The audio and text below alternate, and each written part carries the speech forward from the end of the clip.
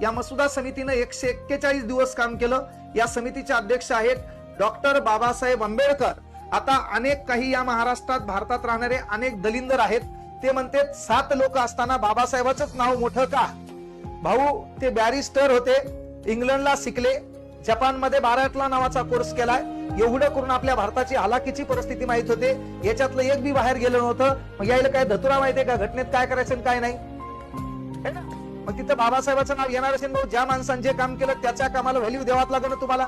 पण तुमच्यासारखे 2-4 फुटुरे जरी म्हणले समजा बाबासाहेबांनी काय केलं, बाकीचे बी लोक होते आणि काही काय आहेत पा उगं भाषणात बाबासाहेबांचं नाव घ्यायचं, माघारी कार्यक्रम बरोबर वाजायचा.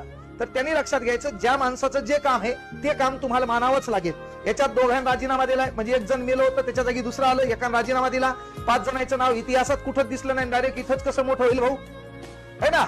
इथं 14 तळ्याचा सत्याग्रह, महारचा सत्याग्रह, मनुस्मृतीचं दहन आहे, बहिष्कृत हितकारणी सभा आहे, समता आहे, जनता आहे, प्रबुद्ध भारत आहे, है ना? त्याच्यानंतर महत्वाची गोष्ट काय बघूया, कामगार असोसिएशन आहे, शेड्यूल कास्ट फेडरेशन आहे, रिपब्लिकन पार्टीची घोषणा आहे, धर्मांतराची 1935 ची घोषणा आहे, सर्वात मोठं धर्मांतर आहे 14 ऑक्टोबर 1956. मग एवढं इतिहासात 10 पानाचं लिखाण ज्या माणसावर आहे त्याचं काम तुम्हाला मान्यच करावं लागेल ना.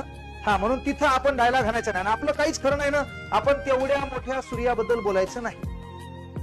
प्रज्ञा सूर्य, बोधिसत्व, परमपूज्य, ज्ञान सम्राट, अर्थतज्ञ, है ना?